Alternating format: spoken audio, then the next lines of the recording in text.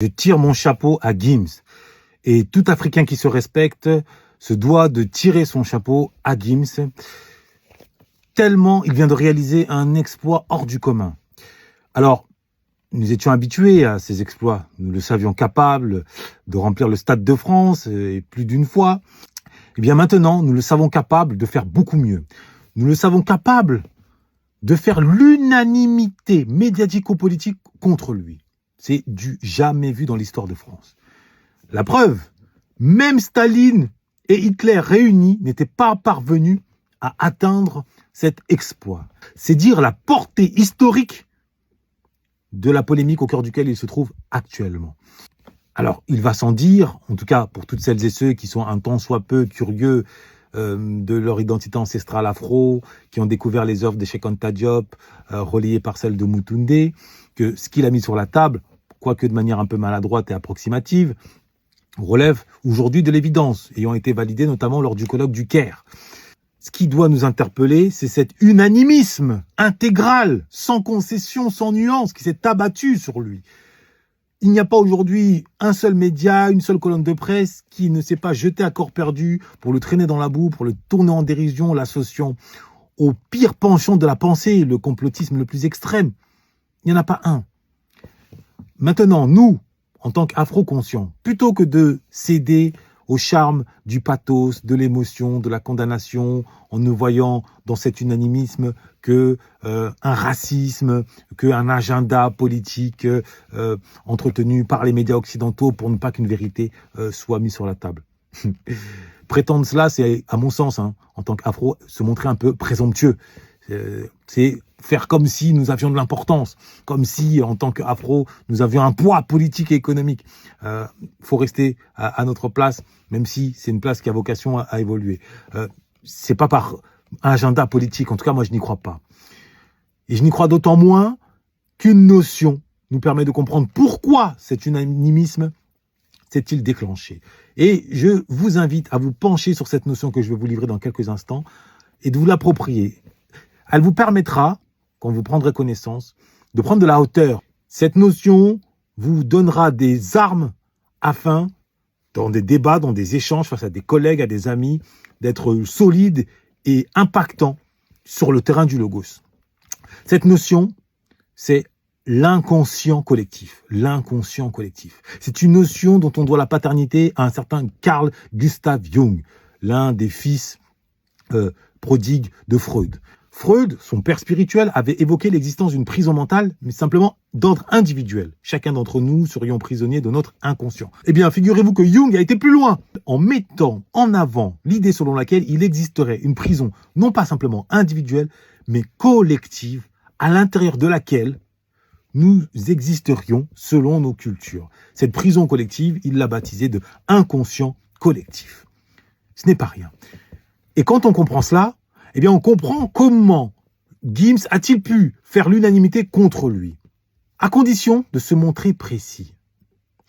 L'inconscient culturel dont il est question ici n'est pas de n'importe quelle nature. Il s'agit d'un inconscient collectif racialiste. Pour le dire autrement, c'est cet inconscient collectif dit blanc qui refuse à tout afro non seulement la moindre autorité intellectuelle ancestrale, mais également la moindre autorité intellectuelle sur le présent. De façon inconsciente, je précise, voilà pourquoi il ne s'agit pas de jeter la pierre et de crier au racisme. Non, c'est inconscient, c'est le fruit d'une culture profonde, enracinée depuis au moins le 19e siècle, bien avant, même peut-être depuis la bulle papale de Nicolas V en 1454, qui a donné le feu vert à l'esclavage, au commerce triangulaire. Donc c'est vraiment quelque chose de très profond. Maintenant, nous devons d'une part prendre conscience de l'existence de cet inconscient collectif racialiste et d'autre part essayer d'ouvrir les yeux à nos compatriotes blancs sur l'existence de cet inconscient collectif. Notre grand frère Lilian Thuram s'y est essayé et hélas il s'est cassé les dents lors de la publication de son ouvrage baptisé La pensée blanche. Bon, d'une certaine façon, ça peut se comprendre étant donné qu'il s'est montré imprécis. Le titre de son ouvrage en atteste. Ce n'est pas une pensée, c'est plutôt un inconscient. Donc ça relève pas de la pensée, mais bien d'un inconscient. Et d'autre part, c'est bien d'avoir raison, mais encore faut-il savoir avoir raison. Et là-dessus, je consacrerai la prochaine vidéo. Nous devons pas simplement détenir la vérité, nous devons être en capacité de démontrer ce que l'on affirme avec des références, avec des mots solides, avec des notions scientifiques attestées. Donc on doit être armé de connaissances jusqu'aux dents et pas uniquement armé de conviction. Ça ne suffit pas d'être convaincu. Encore faut-il se montrer convaincant. Et là-dessus, Gims a un petit peu péché. Il n'empêche que son acte mérite des acclamations pour l'éternité. D'autant plus qu'il provient de quelqu'un qui est suivi par des millions de personnes, qui est le plus grand chanteur français depuis au moins une dizaine d'années, qui jusque-là s'était montré un peu timide, et c'est le moins que l'on puisse dire, concernant tout ce qui de très haut de loin avait un lien avec l'Afrique.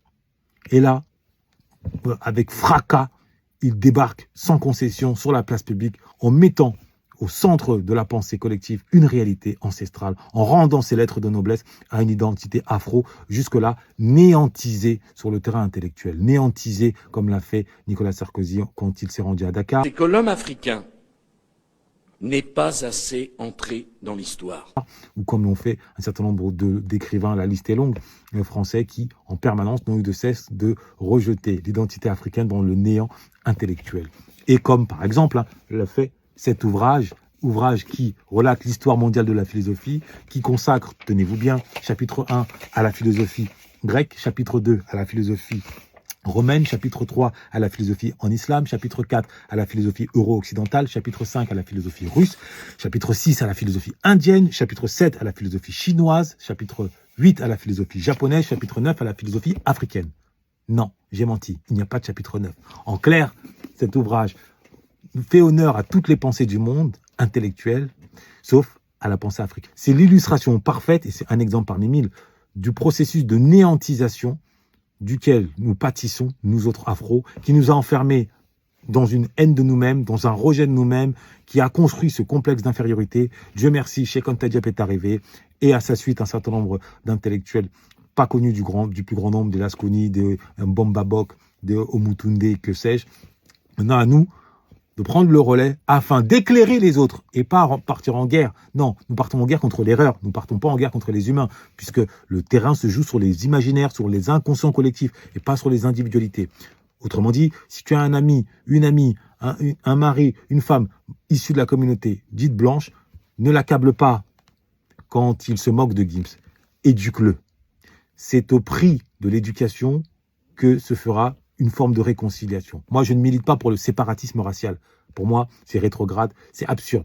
Je milite pour une cohabitation, une communion, mais à condition qu'elle se déroule sur un pied d'égalité, sur un respect mutuel. Et ça passe par la valorisation des apports intellectuels, philosophiques à l'échelle de l'humanité, en replaçant, en rendant ces lettres de noblesse acquis de droit. Et encore une fois, grand merci à Gims. Tu as enfin été à la hauteur de ton influence, de ton statut. Tu as arrêté d'être uniquement dans le divertissement ou dans le larbinisme à l'égard d'autres cultures. Preuve qu'il ne faut jamais désespérer. Preuve qu'il n'est jamais trop tard. Noblesse oblige.